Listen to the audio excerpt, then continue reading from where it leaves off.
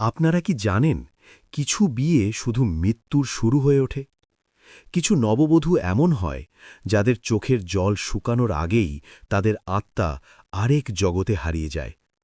আজকের এই গল্পটি সেই রকমই এক নববধূর, এক অভিশাপের গল্প, যে অভিশাপ জড়িয়ে আছে এক টুকরো নকশি কাঁথার সুতোয়, লুকিয়ে আছে ৫ ফোড়নের টিনের ভেতরে, আর ঘুমায় না কোনো শান্তিতে, যতদিন না সে তার প্রতিশোধ পূর্ণ করে। তৈরি আছেন? তাহলে আলো নিভিয়ে দিন আর শুনুন নববধূর অভিশাপ। বর্ষা ঋতু। সন্ধ্যার আগেই আকাশ কালো হয়ে এসেছে, যেন কোনো বিশাল কবরের ঢাকনা নামছে মাথার উপর। গ্রামের নাম কালিয়াডাঙ্গা। এমন এক জায়গা যেখানে নদীর জল কালো, মাটির গন্ধে মিশে আছে পচা পাতার সুরভি। আর রাতের বেলা কুকুরগুলো ডাকে না, শুধু কাঁপে। এই গ্রামে আজ বিয়ে। বর সুমন শহর থেকে এসেছে, চাকরি করে একটা ব্যাংকে। আর কোণে মালতী। মালতী এই গ্রামেরই মেয়ে, কিন্তু চোখে যেন সব সময় একটা অদ্ভুত ভয় জমে থাকে। সে কখনো হাসে না, শুধু চুপচাপ থাকে, যেন কোনো অদৃশ্য কথা শুনছে যা আমরা শুনতে পাই না। বিয়ের আগের দিন রাতে মালতীর ঠাকুরমা তাকে ডেকে বললেন, মালতী, আজ রাতে কাঁথা জড়িয়ে ঘুমাইস, আর এই ৫ ফোড়নের টিনটা তোর তাকে রাখিস। এই দুইটা ছাড়া তোর বিয়ে ঠিকমতো হবে না। ঠাকুরমার চোখে জল, কিন্তু কথায় একটা কঠিন আদেশের সুর। মালতী জানত ঠাকুরমা কখনো কোনো কথা বৃথা বলে না, তাই সে নীরবে মাথা নাড়ল। সেই রাতে যখন সবাই ঘুমিয়ে পড়েছে, মালতী তার ঘরে বসেছিল। জানালা দিয়ে চাঁদের আলো ঢুকছে, কিন্তু সেই আলো যেন লাল, রক্তের মতো লাল। হঠাৎ তার কানে এলো একটা ফিসফিসানি, মালতী, মালতী, তুই কি ভুলে গেছিস? মালতী চমকে উঠল। কেউ নেই ঘরে, শুধু সেই পুরনো নকশি কাঁথা যেটা ঠাকুরমা দিয়েছে। সেটা উঠে পড়েছে মেঝেতে, আর কাঁথার উপরে একটা ভিজে হাতের ছাপ। সে দৌড়ে গেল ঠাকুরমার ঘরে। ঠাকুরমা জেগে উঠলেন, চোখে একই ভয়। ও এসেছে, বললেন তিনি কাঁপা গলায়। ও তোকে ছাড়বে না মালতী, ও তোর জায়গায় বিয়ে করতে চায়। কে ঠাকুরমা? কে আমার জায়গায় বিয়ে করবে? মালতীর গলায় কান্না। তোর বোন, রূপা। মালতীর মনে পড়ল, ৫ বছর আগে এই একই গ্রামে, এই একই বাড়িতে রূপার বিয়ে হওয়ার কথা ছিল। কিন্তু বিয়ের আগের রাতে রূপা নদীতে ডুবে মারা যায়। কেউ বলে আত্মহত্যা, কেউ বলে অপঘাত, কিন্তু ঠাকুরমা জানতেন সত্যি কথা। রূপার বর, সেই সুমন, রূপাকে প্রেমে ফাঁদে ফেলেছিল। তারপর বিয়ের আগে তাকে ছেড়ে দিয়েছিল।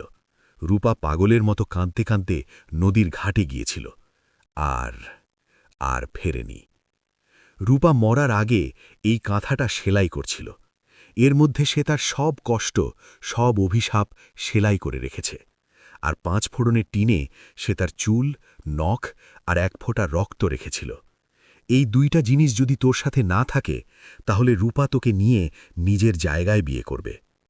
বিয়ের দিন এলো। মালতী সাজগোজ করে বসে আছে, মাথায় সিঁদুর, হাতে শাঁখা পলা, কিন্তু চোখ দুটো যেন দুটো কালো গর্ত। সে জানে রূপা কোথাও আছে, হয়তো দাঁড়িয়ে আছে কোনো কোণে, হয়তো লুকিয়ে আছে সেই নকশি কাঁথার ভেতরে। বিয়ে শেষ হল, রাত হল। মালতী আর সুমন একই ঘরে। সুমন ঘুমিয়ে পড়ল, কিন্তু মালতী জেগে রইল। সে দেখল ঘরের কোণে একটা ছায়া নড়ছে। ধীরে ধীরে সেই ছায়া এগিয়ে আসছে। একটা মেয়ে, ভিজে শাড়ি পরা, চুল মুখে লেগে আছে, গলায় দড়ির দাগ, আর চোখ দুটো ফাঁকা, শুধু দুটো কালো গর্ত। বাই, আমি এসেছি, বলল সেই ছায়া। আমার বিয়ে আজ হবে। মালতী চিৎকার করতে গেল, কিন্তু গলা থেকে কোনো শব্দ বেরোল না। সে দেখল সুমনের ঘুম ভাঙছে না, যেন কোনো অদৃশ্য শক্তি তাকে জমাট বাঁধছে। রূপা এগিয়ে এলো, তার হাত বাড়ালো মালতীর দিকে। তুই আমার জায়গা নিছিস, এখন তোর জায়গা আমি নেব। মালতী হঠাৎ মনে পড়ল ঠাকুরমার কথা। সে দৌড়ে গেল আলমারির দিকে, যেখানে সে রেখেছিল সেই ৫ ফোড়নের টিন। কিন্তু টিনটা নেই, শুধু একটা ভিজে নখের ছাপ আছে আলমারির দরজায়। খুঁজছি সেটা? রূপার হাতে সেই টিন। সে টিনটা খুলল। ভেতর থেকে বেরিয়ে এলো একগুচ্ছ ভিজে চুল, একটা কালো নখ আর একটা লাল তরল, যেন রক্ত। এই টিনে আমার আত্মা, আর এই কাঁথায় আমার সাপ। তুই যদি আমার জায়গায় বিয়ে করিস, তাহলে তোর আত্মাও এই কাঁথায় জড়িয়ে থাকবে চিরকাল। মালতী চোখ বুজে ফেলল।